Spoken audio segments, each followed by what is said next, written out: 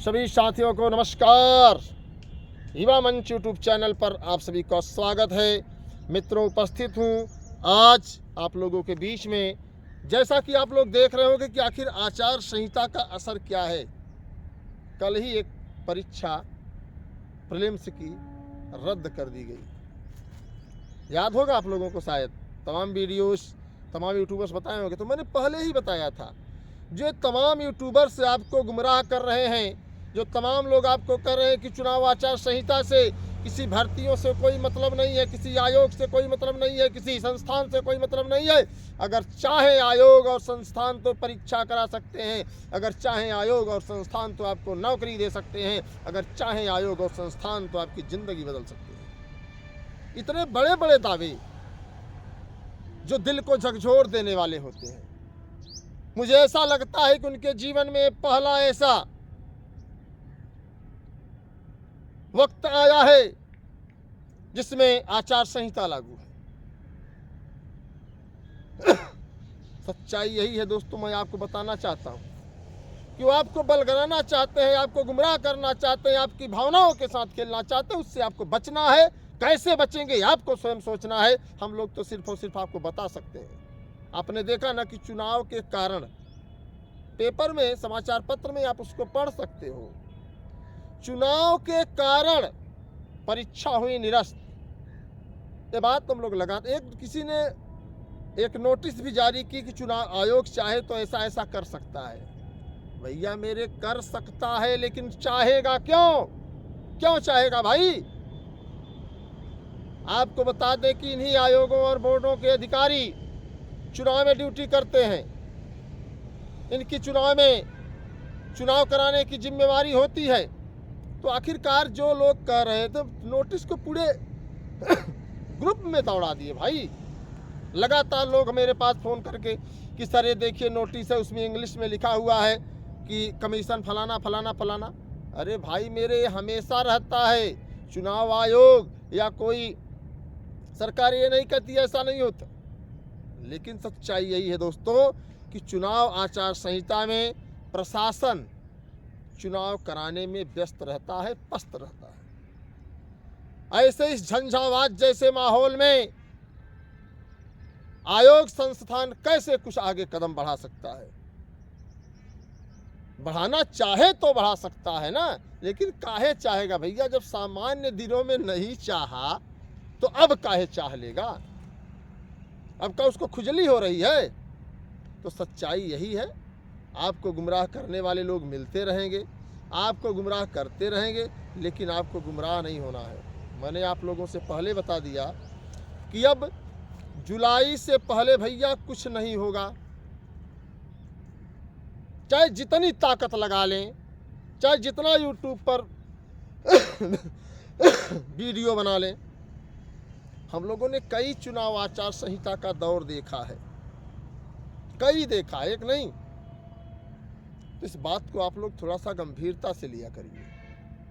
मैं मानता हूं कि युवा मंच यूट्यूब चैनल पर कम लोग हैं, लेकिन यह समझा करिए कि हम लोग हैं। ऐसा नहीं है। हमारी आपकी संख्या भले ही 40-41 हज़ार है, लेकिन कम से कम आप समझदार तो हैं, शिक्षित तो हैं। आपको बता दें कि मैंने कई वीडियोस देखे कि डांस करने वाला मिलियन बिलियन में जाता है और सही सूचना देने वाला जो है बस सीमित रह जाता है। तो हमारा आपका प्रकृति है, प्रवृत्ति है। हमें आपको इसको देखकर नहीं घबराना चाहिए। और सच्चाई यही है दोस्तों कि हमें आपको संघर्ष करना पड़ेगा। अगर एलटी, जीआईसी, जीआईसी प्रवक्ता, बीईओ का विज्ञापन चाहिए तो। अब भैया नहीं चाहिए तो कोई बात नहीं। इतना ही नहीं, हमें आपको टीजीटी, एक बंदे ने कहा टीजीटी पीजीटी की सीट बढ़ सकती है क्या? तो एक ने कहा कि चाहे कुछ भी कर लो, सीट नहीं बढ़ेगी। मैंने कहा बहुत सही भाई, कुछ भी किए क्या है लोग? भाई सच्चाई है कि 90 दिनों तक लगातार संघर्ष चला कि नहीं चला?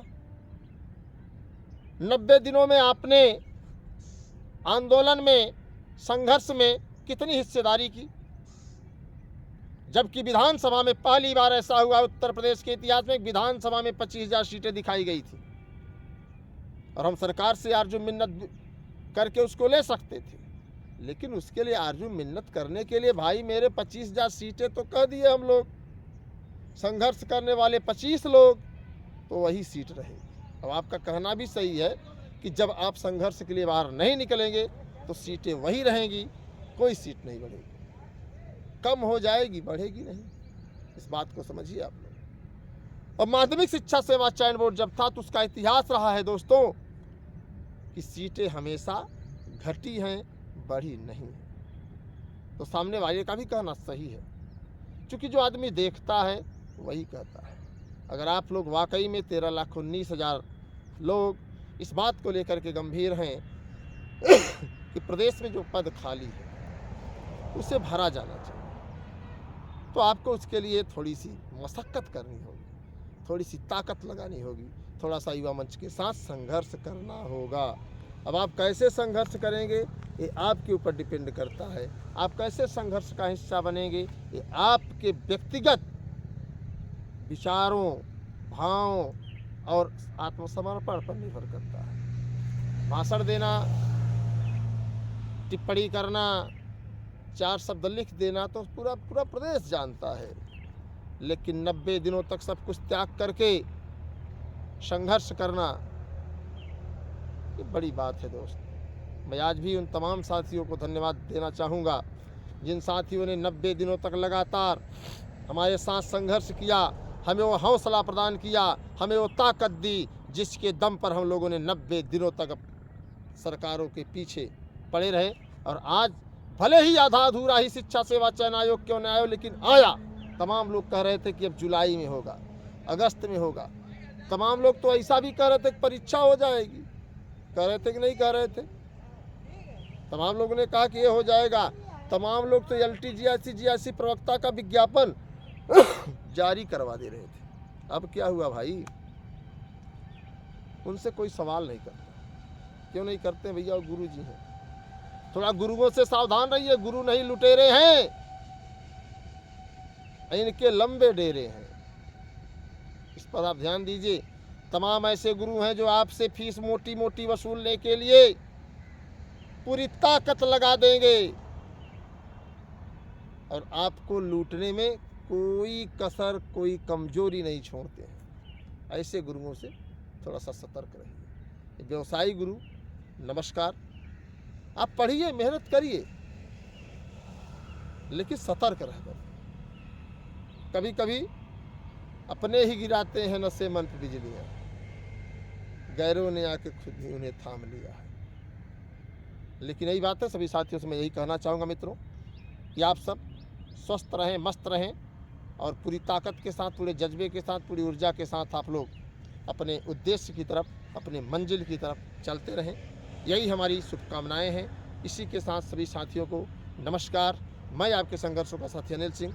अगर आप युवा मंच यूट्यूब चैनल पर नहीं जुड़े हैं तो आप चैनल को सब्सक्राइब कर लें, बेल आइकन दबा लें, लाइक शेयर ज़रूर करें ताकि अन्य साथियों तक भी ऑथेंटिक सही सूचना पहुंचे तो ज़्यादा बेहतर होगा। नमस्कार, धन्यवाद। आशा ही नहीं पूरी उम्मीद है कि आप युवा मंच टीम के साथ जुड़ करके एक लंबा प्रयास करेंगे और अपनी ज़िंदगी को एक नई उड़ान देंगे। धन्यवाद।